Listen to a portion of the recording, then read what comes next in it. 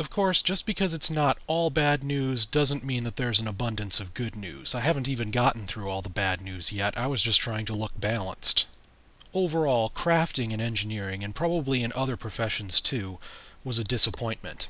Back in the Burning Crusade and in Wrath of the Lich King, there were purple-level guns waiting for us at the end of our progression. Not so in Cataclysm. Blacksmiths are going to look at this and they're going to say, we had the exact same problem. As promised, this video is not just about engineering. A lot of different problems fed into the problems which I'm about to talk about. Blizzard apparently had to make some decisions about the overall progression of the game and how accessible raid-level weapons are really going to be. Take a look at the weapons that are at the end of our progression in engineering. They're item level 346, which is the same item level you'd get from regular Cataclysm heroics. But take a look at the materials costs. These are on par with raid-level gear. Let's put a couple of these things side by side. The overpowered chicken splitter takes true gold and hardened elementium to make, and so does this light elementium breastplate, which is item level 359. If they both take the same materials, then why aren't they at the same item level? If I had to hazard a guess, I'd say that Blizzard at first intended for these all to be at raid level, but then they said to themselves, nah, let's not give them raid level weapons for professions. We want this progression in Cataclysm to be hard, and if players can craft raid-level weapons from professions, then it's not going to be hard enough. Okay, fair enough for them to do that, but still, why didn't they change the material requirements too? Having expensive material requirements and not really being any better than what we could get from heroics made these crafting recipes buttons that we just plain didn't want to click. There really wasn't that much demand for them, and as such it wasn't rewarding to create them, it wasn't profitable. I mean, why do we even have these recipes? And when it comes to buttons that you're never going to click in your spellbook, Blizzard takes those out or revamps them to make them into buttons that you do want to click. Why not do the same thing with professions? Honestly, for a profession to be rewarding, it requires that we have rewarding recipes at the end that help with raiding or help with making money. These really don't cut it. On the subject of these high-end recipes, take a look at the Chaos Orb requirements. Again, this is something which affects other professions besides engineering. There were equivalents to Chaos Orbs throughout Wrath of the Lich King and the Burning Crusade, things like Primal Nether, Frozen Orbs, Primal Serenite.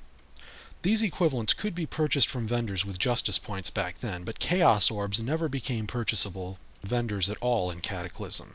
I'd like to add that I've been keeping up to date with Mists of Pandaria's profession scene, and it's not clear whether these heroic reward crafting items like Primal Nether and Chaos Orbs are actually going to be a part of Mists of Pandaria or not.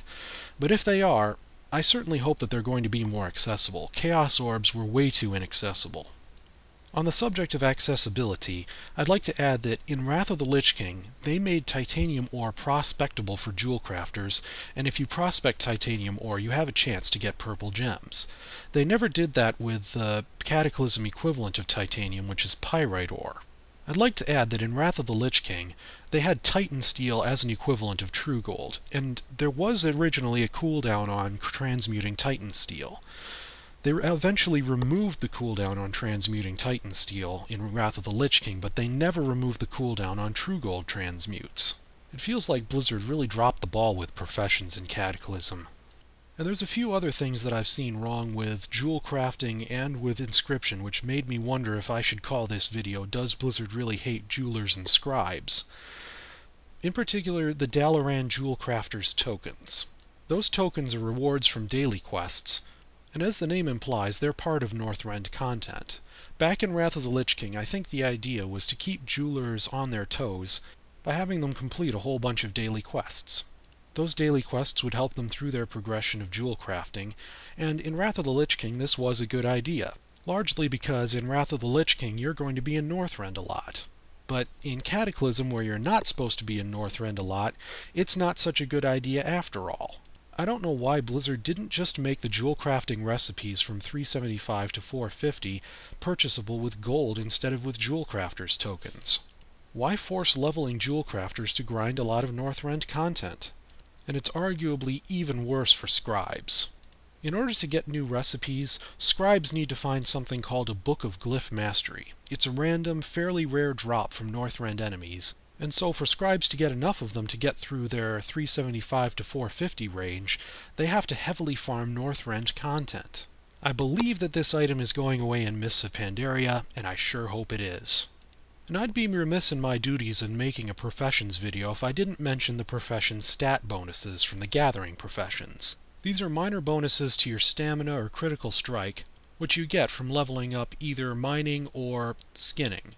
Herbalism gets you a different ability called Lifeblood, which increases your haste for a while. Some people these days are actually getting these stat buffs to min-max. They want that extra critical strike rating or stamina for raiding, so they level up the profession just enough to get that bonus and then never use it again. They don't really care about the ore or the hides or the herbs, they just want the stat buff. To be honest, I think that these statistic boosts should probably go. You should pick your profession because you like the gear it makes, or you like what it does for your character, or you just plain like the flavor of the profession, not because it gives you a jewel-like stat boost. Actually, it's much more than a jewel would give you, isn't it? Now, I've spent this video identifying a lot of problems, but I haven't put forward any real solutions to them.